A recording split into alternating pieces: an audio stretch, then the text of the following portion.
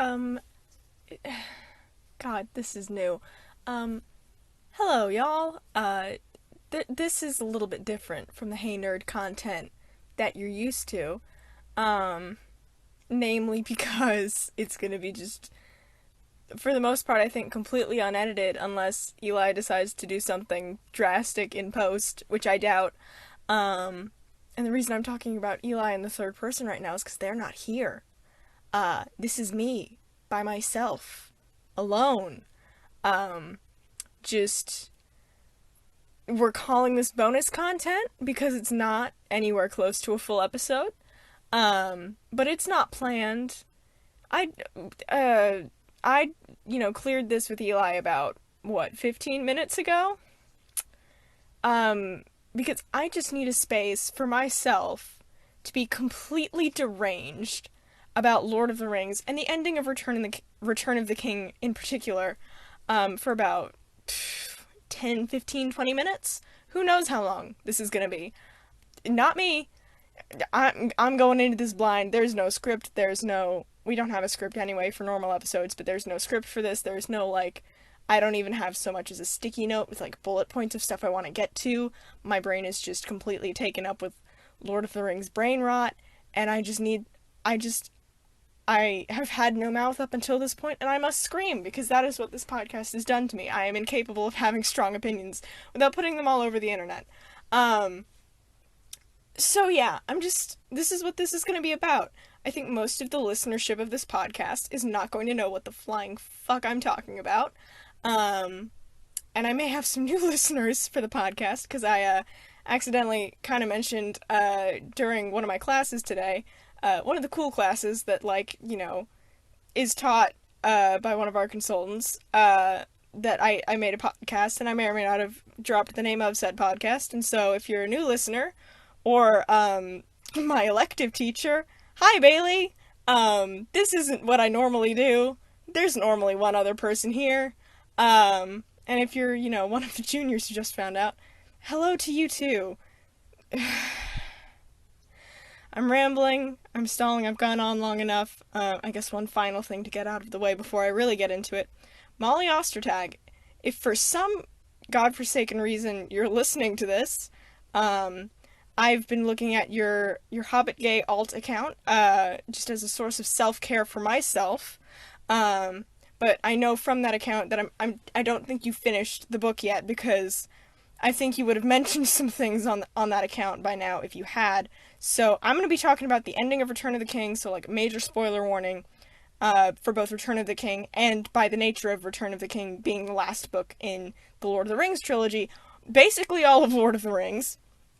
So Molly Ostertag, if you're listening, just put this down, go finish the book, and then when you come back, please email us at heynerdpodcast@gmail.com uh to be a guest on an episode. I would absolutely love to talk to you about Sam and Frodo in general.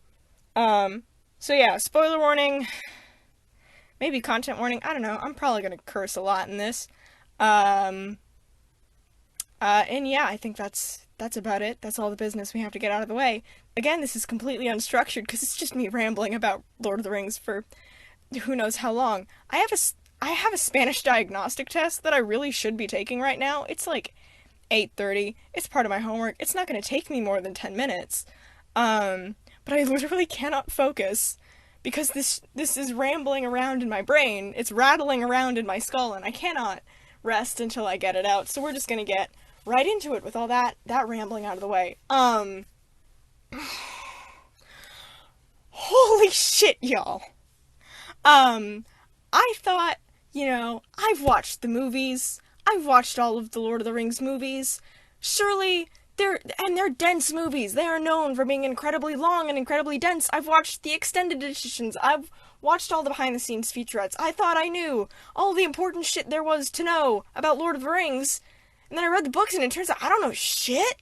Um, cause, like, I mean, we'll build up to the Sam and Frodo stuff. Don't you guys worry. But let's start off with the shit that's really bizarre.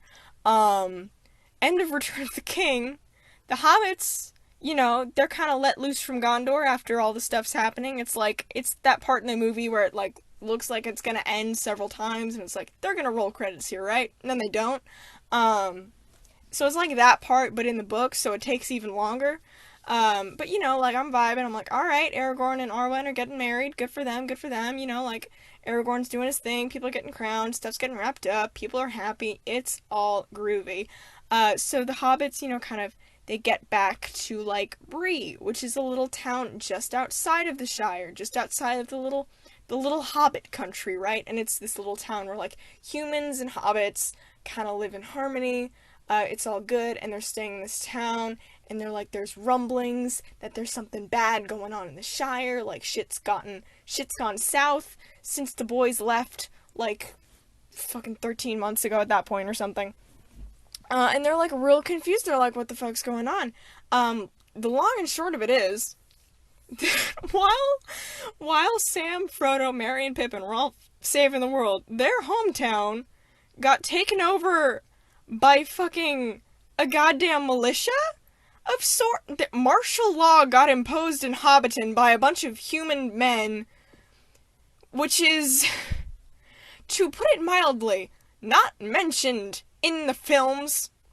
So yeah, there's martial law that's been imposed in Hobbiton. They come back, the fucking Shire is a dystopian government, and it's not, like, it sounds like I'm joking or exaggerating, it's really not. Like, there's curfews and shit that people have to follow, like, their resources are being stolen and unfairly distributed, there's a bunch of policing going, like, the Shire's cops have never had to do work before to genuinely, like, police their fellow citizens, and suddenly they have to do that, and it's really weird, and there's, like, fucking warmongers and, like, people with all the resources. I mean, good God, it's so strange.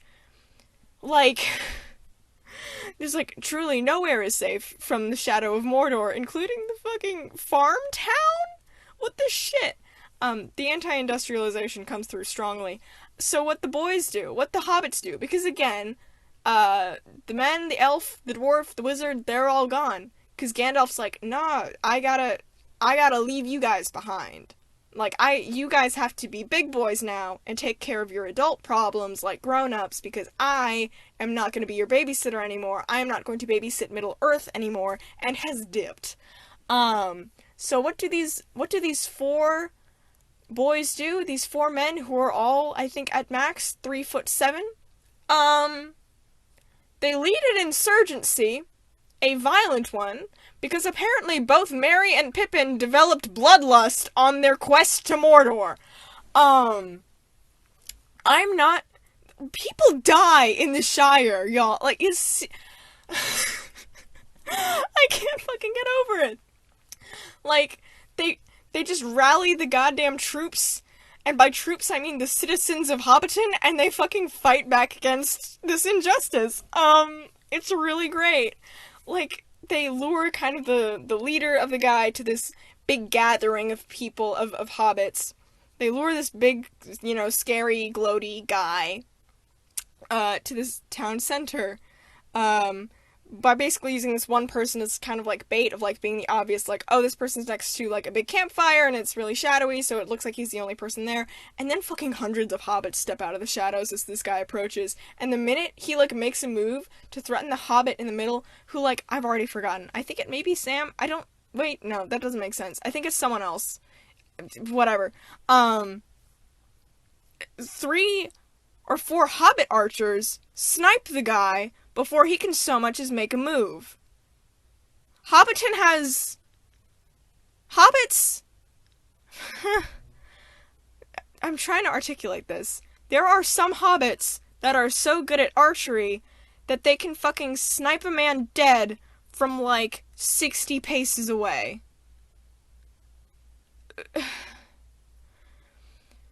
Make it make sense. What the fuck? But that's not all. No, that's not all. So while the boys are rallying the troops, Frodo, by the way, is very vehemently anti-murder. He is strictly lawful good. He's like, no more killing unless it's in self-defense. We can't just go around murdering people. Which, like, fair point. You know, he's a little bit scarred, as would anyone be. Sam goes to, like, check on the Cottons, who is the family of his crush, Rosie Cotton. Like a real gentleman, he's like, I'm gonna go get, like, her dad and her brothers to go fight, and then I'm also just gonna, like, ask her and her mom how they're doing, which is, like, that doesn't have much to do with anything. I just think it's sweet that he, like, pops in to check on her.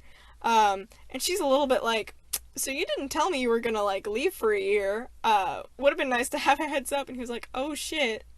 And he's a little bit embarrassed, but then he goes back to, helping lead the insurgency. And then I think on the Battle of the Bywater happens where fucking 17 hobbits or something die while in battle. It's quite something. Merry and Pippin, again, lead the charge because they have been in combat and now know what they're doing, which is very impressive.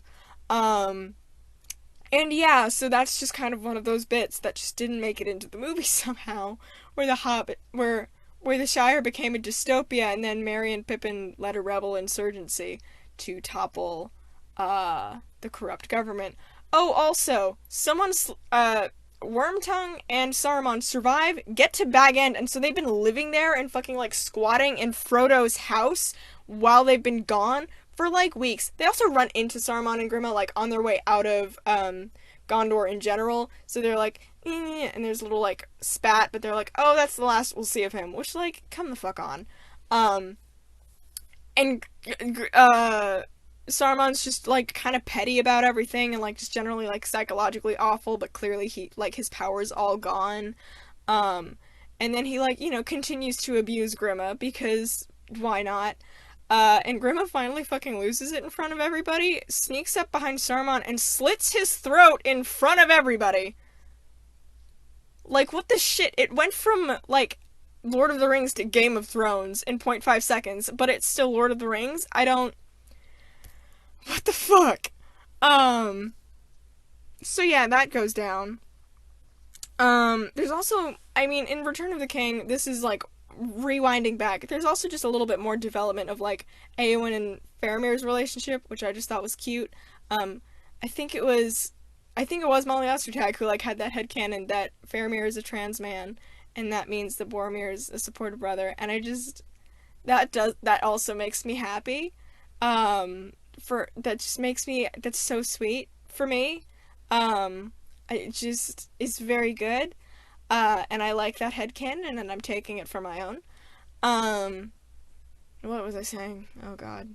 See, this is what happens when I don't have a co-host to, like, reel me back on track. Eli, if you're listening to this, I'm sorry for being deranged. Eli is gonna be listening to this. They need to put it on the fucking YouTube. Oh no. Well, here you go, buddy. Let's see, I'm trying to think if there's anything I want to get out of the way before I get into Sam and Frodo. Hold on. Let's just give me a minute to just think for a second. I'm just gonna do... Okay. We have... Arwen doesn't show up until several weeks after Aragorn's coronation, and I think it's partly because, like, her dad was like, she's not marrying... If she's gonna marry a mortal guy, he better be a king. So Aragorn was like, alright, bet. I got it. I got that unlocked. So that's what happened there, I think. Maybe. But she does definitely show up after the coronation, and it's like a whole thing. Let's see.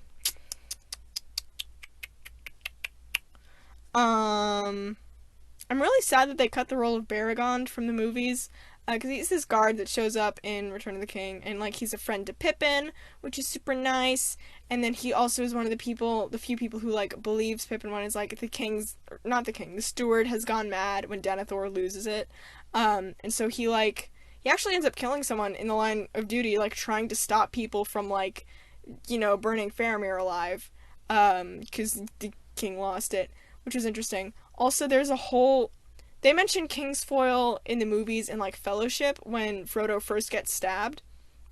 Like, once. And it, like, Sam goes and gets it. He's like, oh yeah, I know it by the name Kingsfoil. And Aragorn's like, yeah, it's also called Athelas or something. And it's, like, one line that's kind of throwaway, and it's like, oh, this helps with the wound that Frodo gets. Turns out that's partially a reference to, like, a whole fucking thing in Return of the King, where it's Éowyn and Faramir and Merry are all injured because of the battle at Helm's Deep. And That was a weird inflection because I forget battle names because that wasn't really the most important thing to me. And there's this whole thing where he talks to, like, Aragorn talks to, like, 8 different people. Because apparently there's this thing in Gondor that, like, the hands of a king are also the hands of a healer, which I kind of like as a concept. Like, if you're gonna have a hereditary monarchy, you might as well, like, have some medical knowledge. That's comforting to me. I'm not sure why, but it is. And I mean, you know, like, if you're a kingdom at war, as Gondor was in that moment, it's useful. So they're like, oh, hands of a king are the hands of a healer, blah, blah, blah, blah, blah. And Aragorn's like, cool, can you find me some Athelas? And then the first, like, you know, like, wise herb woman that he talks to is like, what the fuck is Athelas? What is that? And he's like, there's a common name for it, Kingsfoil. And she was like, you dumbass, why didn't you say Kingsfoil to begin with? Use the common name, use some proper fucking English. Like, yeah, I know where it is, we don't fucking pick it, because it's goddamn useless. It makes a nice smell, and there's this myth that it can, like, help with the darkest wounds, but that's some bullshit. And Aragorn's like, that's not some bullshit, that's actual truth. And then he has to talk to, like, a lore master from, like, who knows history and shit, who's wise and wizened and sage, and he's like, alright, what do you know about Kingsfoil? He's like, Kingsfoil? We don't know about Kingsfoil. If you mean Athelas, then that's what we'll go with. And Aragorn's like, I will use the fucking Elvish name for it if you can just procure this leaf. And it's a whole process. And then,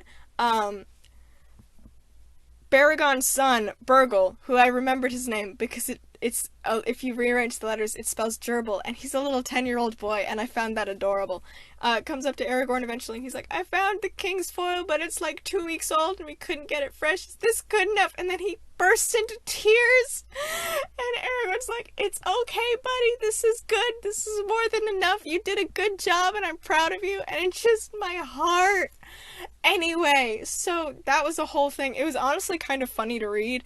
I know that, like, Tolkien goes into weird tangents and stuff, but that's exactly the kind of content I want. I just want Aragorn being frustrated with people as they, like, are petty about etymology of plants and shit. That's just good. Okay, so there's that. I feel like there was one more thing. God, I cannot think of it. Oh no. It will come back to me. Or it won't. It's like right there. It's at the edge of my brain. But I also am afraid to keep talking. Or stop talking. Because if I don't keep talking, then there's just going to be dead silence on this. Because I'm not going to edit this. This is just going up as is. So I'm really not giving myself much room to think.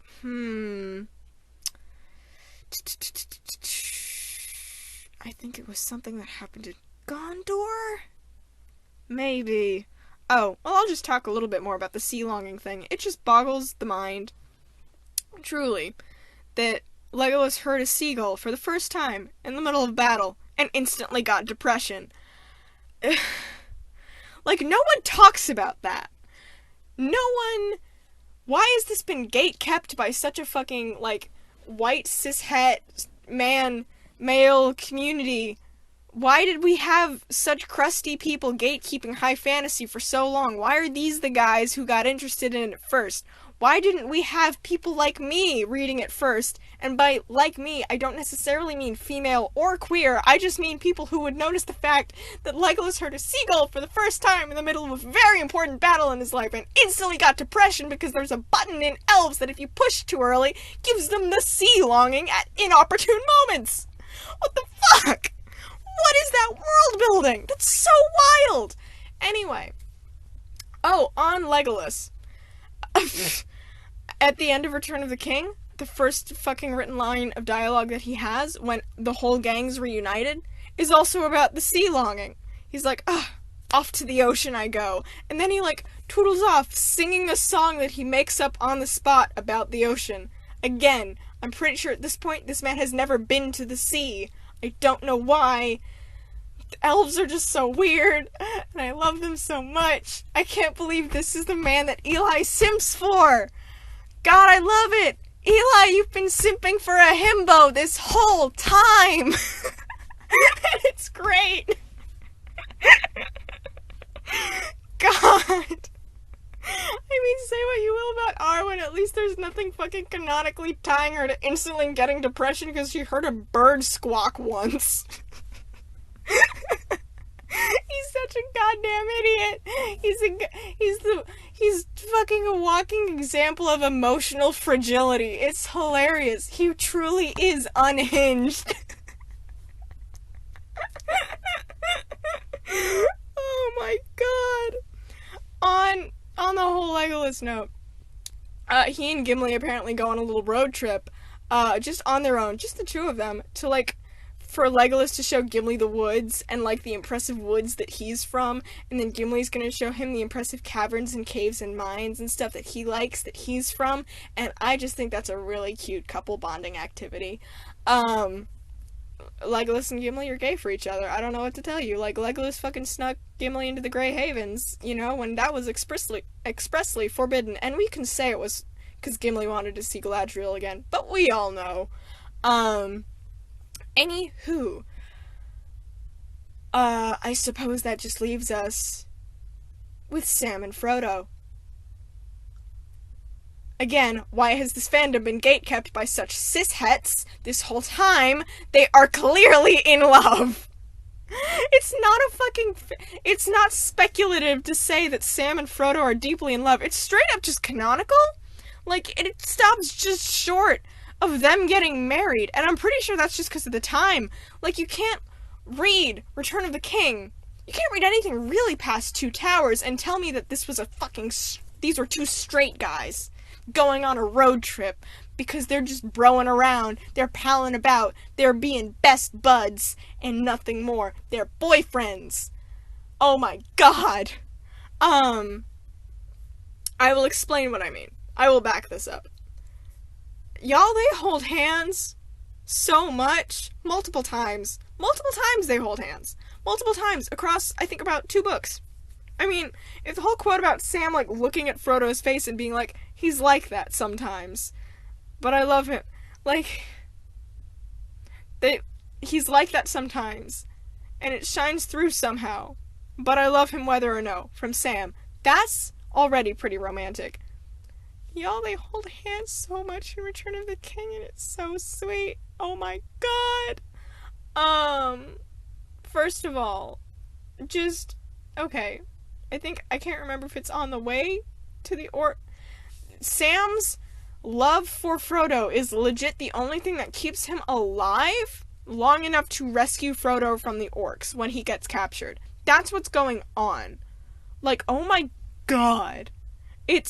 I'm pretty sure it's textual. Again, I don't have the book, like, next to me right now, or I would try to find the passage. But it's just like, that is the thing that motivates him and keeps him going to rescue him. Is like, this is my mission. My mission is to save this person that I love. And it's gonna be... And like, okay, I get how you could say that maybe platonic love can also drive someone to do that. I'm not gonna refute that. Absolutely. I'm also just gonna say here, it doesn't need to be a sexual thing. I just think it was an interesting choice that, like, Frodo is naked when Sam finds him. Because apparently the orcs wanted to take some hobbit threads for their Depop stores. Anywho, so, like, Frodo's naked, so they have to, like, find clothes, and Sam's like, we should at least match. If we're gonna have these, like, orc outfits, we should at least coordinate, and I think that's cute. So their reunion's, like, super emotional, and it's like, I think there's a point where, like, Sam just gets so angry at the idea that, like, Frodo is being beaten up or tortured, and he's like, I'm gonna fight the fucking orcs if I have to one-handed. Like, hobbit determination is not to be fucked with, y'all. It's so beautiful. Anyway, so they're, like, traveling through Mordor to get to Mount Doom, and it's a long fucking hike, y'all. It's a whole, like, Mordor is a really big fucking place, and they are climbing up an entire volcano. I feel like this is a little bit glossed over in the movies, because, you know, for the sake of time, they can't take a week to get from place to place. But it really is just, like, this miserable slog. It is, like, God, there were some nights where, like, I got to bed and I was like, it was, like, after a D&D session, and it was, like, really emotionally rough for my character, and I was like, I straight up do not want to read any more of Return of the King right now, because I know that Frodo and Sam are in the middle of Mordor, and that's just gonna be too emotionally draining. But then I picked it back up again, and I blew through the rest of the book, because, you know, that's the kind of person I am. but again, they just hold hands so much. They're, like, it's just mentioned, like, fucking, Sam, Frodo falls asleep, right? Frodo does this a lot in Sam's presence. And also, the entire last bit of Return of the King is through Sam's eyes, which is, like, that's so lovely.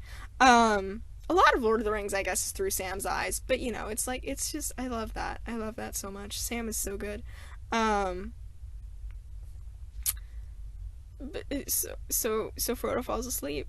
And then Sam just, like, holds his hand and looks up at the stars. And he gets really happy because, like, the stars are still shining even though the shadow of Mordor is creeping over the rest of the world, and he's like, that's one place the shadow can't get to. That's the one place where light is still going to exist, even if the rest of this goes horribly. And then he falls asleep holding Frodo's hand after stargazing. And that is not heterosexual behavior, motherfuckers. You cannot tell me otherwise. You can try and convince me that's not straight. Yeah, they just hold hands a bunch. Like, just to get places, da-da-da. One notable instance, one honorable mention, is when, Frodo is, like, really struggling with the temptation of the ring to, like, put it on, to wear it, to use it, to, like, you know, succumb to its power. So he, like, can't trust his hand to, like, his own hand from, like, grabbing the ring. So he, like, turns to Sam and he's like, Sam, you gotta keep my hands from going to the ring. And so Sam takes both of Frodo's hands in his, and then he kisses Frodo's hands. Like, it's so romantic. Like, he kisses his hands. That's so good. Just the tenderness of that moment made me smile. It was so good. Like, physically smile. Like, I made a physical face looking at my book because I was like, they love each other so much and it's so romantic. It just makes me happy. And so, like, they hold hands pretty much consistently, like, until the end of the book. Like, we do the final fight with Gollum, etc., etc. God, I am such a different person now than I was when I made that stupid ass mistake back in episode 2. Which I'm still embarrassed about 3 months later, because, of course, 3 or 4, fuck, I don't know. No, 3. 3? A little less than 3, whatever. But yeah, I'm such a different person now than I was then. Good God. Can you No, I think that it is exactly 3, if we were going by when we recorded it. It has been 3 months exactly. From the first go at that episode where I made that stupid ass mistake about, like, who threw the ring in when. Like, I know now, bitches. That's fucking burned into my brain, along with the fact, with everything else that happens at the end of the books. I know everything. Fucking, God, worlds away. I went into episode 2 nothing more than, you know, Eowyn, just a waif of a thing, a waif of a girl, suffered but truly unaware of the greatness of Lord of the Rings, and I have emerged from Helm's Deep, helmet off, hair loose, a goddamn war maiden of the Rohirrim. So anyway, they're on the mountain, Mount Doom, they do the little fight, blah blah blah blah blah. Frodo loses a finger, whatever. I mean, it's a very big deal, but, like, this is not the important thing for this discussion. So they're, on the slopes of Mount Doom, and they're like, everything's, like, we've done it, but there is no way back. We just are here, and we're gonna die here having saved the world, and that is just gonna have to be enough. We're just gonna have suffered, and this is gonna be okay. And again, they're lying down kind of on the slopes, and they hold each other's hands as they face the end of the world and the end of their lives together, before the eagles swoop in. And y'all, the ending bits where everything's getting wrapped up, where all those loose ends are getting tied up, where everyone's getting their happy endings, you guys, that starts with Sam waking up in Rivendell, I'm pretty sure, in the same bed as Frodo. Because he just says, he looks over, and Frodo's there next to him, asleep, presumably in a bed. And he doesn't mention any other beds there, so it's just that one bed. which makes sense because elf beds can surely fit 2 hobbits. But he wakes up, and he's like looking around and he sees Frodo sleeping. And then it's revealed that Frodo actually woke up a few hours before Sam and then went back to sleep. And I just want to say that one of the few... Molly Ostertag, again, if you're listening to this, I would like a chapter of the fanfiction to be devoted to Frodo's perspective, as he watches Sam sleep in Rivendell the same way that Sam watched Frodo sleep in Two Towers.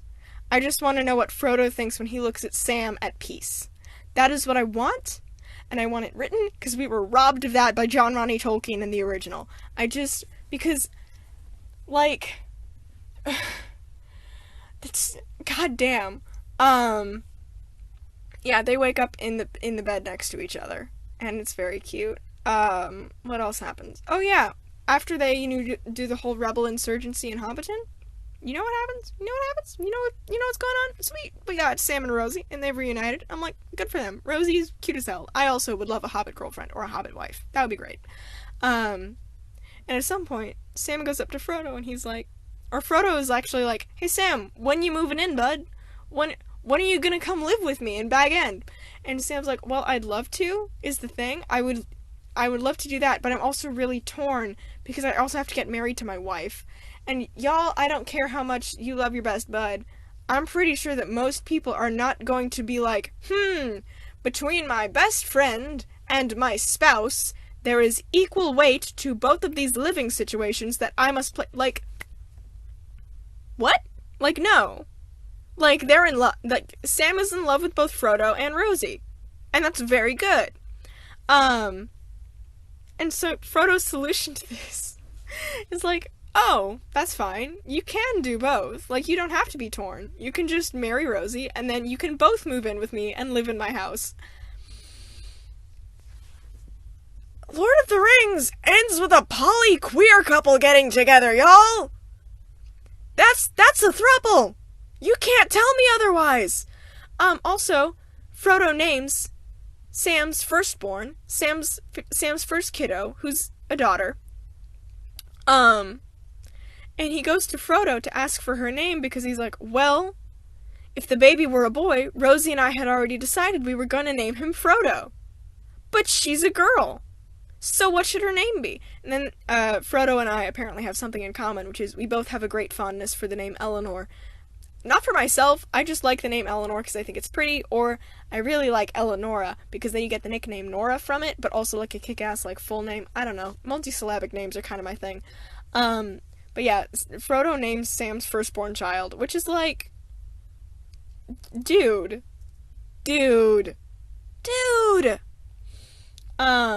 And it's very good.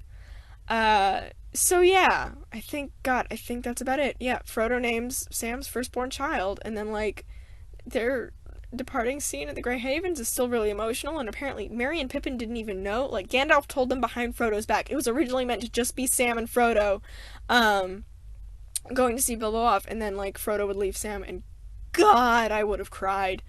But yeah, that's where I'm at with this.